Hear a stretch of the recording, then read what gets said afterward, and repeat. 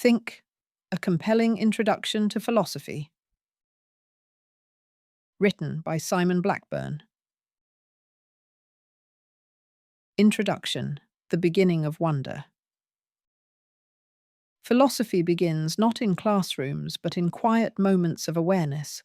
It starts when something ordinary, sunlight on a wall, an unexpected silence, the realization that a single choice could change everything, makes us pause. In that pause, life deepens. We begin not just to exist, but to wonder. That is the true beginning of thought, the moment we realize the world is not merely to be lived in, but to be understood. Wonder is both fragile and powerful. It opens the space where curiosity can breathe. The earliest philosophers of Greece called this love of wisdom philosophia, a name that suggests an affection for what we do not yet grasp. To wonder is to love ignorance enough to try to end it. This kind of questioning can feel unsettling. It disturbs the comfort of assumptions about what is right, true, or meaningful. But thinking well means standing outside our own certainty, looking not only at the world, but at the lenses through which we see it. To think philosophically is to live with one's own mind as both guide and mystery. For Blackburn, philosophy is a craft of attention. It trains us to notice how ideas form, how reasons hide inside emotions, and how belief becomes habit. In learning to think, we are learning to look, carefully, humbly, and without the illusion that all answers will come quickly. Chapter 1. The Problem of Knowledge. Every search for truth begins with doubt. How can we trust our senses when they sometimes deceive us? How do we know that our memories are faithful or that reason itself is not misleading us? From these questions rises the oldest tension in philosophy. What counts as knowing? Descartes, facing this doubt, stripped everything away until he reached what could not be doubted. I think, therefore I am. Yet even this foundation raises puzzles. Thinking proves existence, but not the reliability of the world that thought inhabits. The senses can lie, dreams can feel real, and logic itself can lead us astray when its premises are flawed.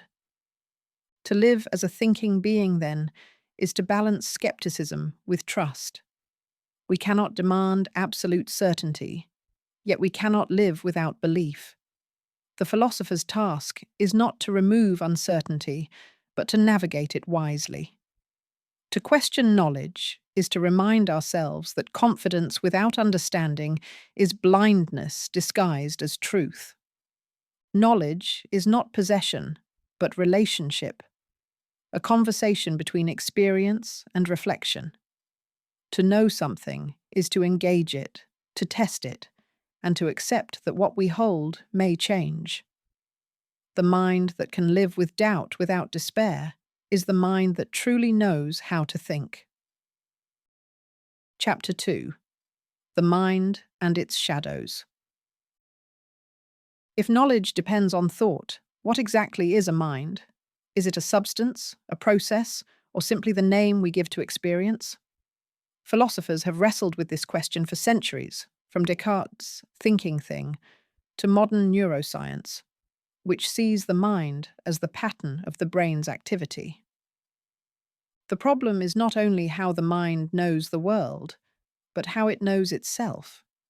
Can we truly be aware of our own consciousness? Or is the mind forever divided, part observing, part acting, part dreaming? Our awareness is like a mirror reflecting itself, bright, yet full of distortions. When we perceive, we do not passively receive reality, we interpret it. The mind filters the world through history, emotion, and expectation. Two people can see the same event and remember it differently because they inhabit different inner worlds. The mystery of mind is not solved by science alone. No scan can capture what it feels like to love, to regret, or to imagine.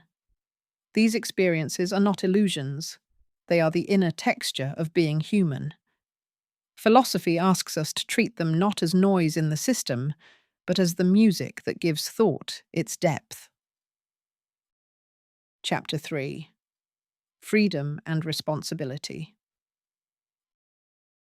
Few ideas define humanity more than freedom. Yet if everything that happens has a cause, and every choice emerges from prior conditions, where does freedom begin? Are we free agents or predictable machines dressed in language and habit? Determinism claims that every event has a cause, stretching back infinitely.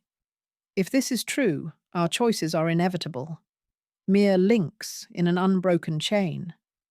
But our lived experience rebels against that. We feel the tug of decision, the weight of moral choice, the difference between acting freely and being coerced. Perhaps freedom is not the absence of cause, but the presence of consciousness. To act freely is to understand the reasons behind one's action and to own them. A person who acts blindly, even if unrestrained, is not free. One who acts knowingly, even within limits, exercises freedom of the mind. Responsibility grows from this understanding. Freedom without reflection is chaos. Reflection without responsibility is paralysis. True freedom lies in recognizing that we are shaped by the world, yet capable of shaping it in return. The task is not to escape necessity, but to live thoughtfully within it. Chapter 4: The Compass of Morality. To live with others is to ask how we should act. Morality is not a set of rigid laws, but a landscape of reasons, emotions, and consequences that guide us through the complexity of life. We are moral beings not because we obey rules, but because we care. Different traditions have mapped this landscape in different ways. Utilitarianism seeks the greatest happiness for the greatest number. Kantian ethics insists on duty, the idea that some acts are right regardless of outcome. Virtue ethics looks to character, asking what kind of person we become by acting as we do. These approaches may seem opposed, yet they share a goal: to find coherence between what we value and how we live. Morality, at its heart, is about harmony between self and others, desire and duty, freedom and compassion. Ethics begins when we see others as mirrors of ourselves. The ability to imagine another's suffering is the root of moral life. Blackburn reminds us that to think morally is not to memorize principles, but to cultivate empathy guided by reason. The moral compass points outward, but it is calibrated within. Chapter 5: Faith and the Idea of God. For centuries, the question of God has divided minds and united hearts. Belief can inspire courage, compassion, and purpose, but it can also entrench division. Philosophy does not ask us to believe or disbelieve, it asks us to understand what belief means. The classic arguments for God's existence, the design of the universe, the necessity of a first cause, the moral law within us, each seek to connect reason and faith. Yet each faces its shadow. If creation reveals design, why does suffering persist? If morality requires a lawgiver, why does conscience vary across cultures? Perhaps the real power of faith lies not in proof, but in imagination.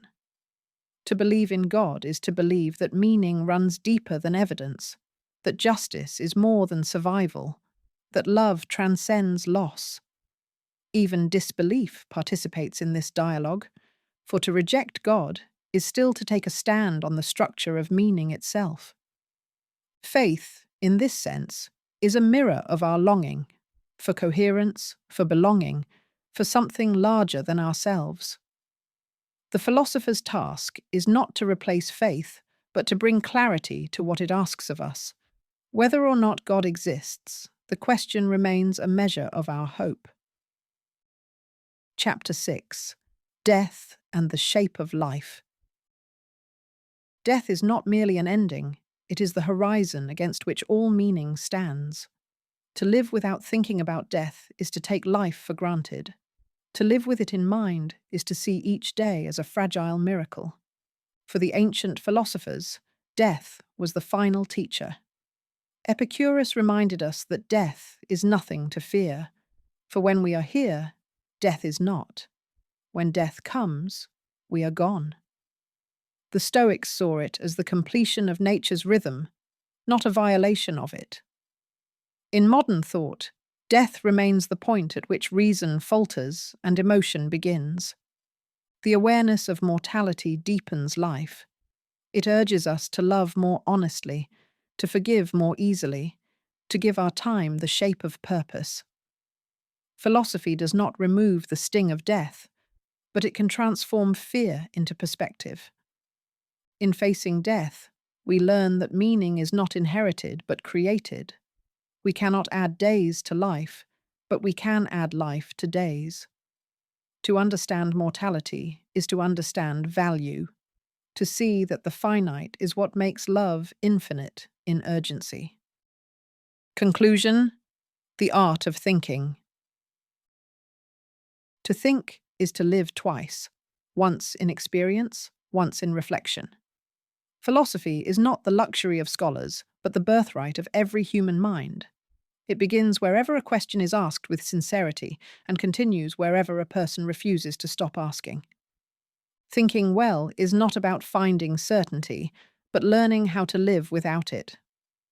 The goal is not to replace emotion with logic, but to see both as partners in the search for meaning. In a world that prizes speed and noise, philosophy restores depth and stillness. In the end, philosophy does not promise answers. It offers something rarer: the discipline of attention, the courage of humility, and the joy of discovery. To think, as Blackburn reminds us, is to care about truth, about others, and about the strange, luminous fact of being alive.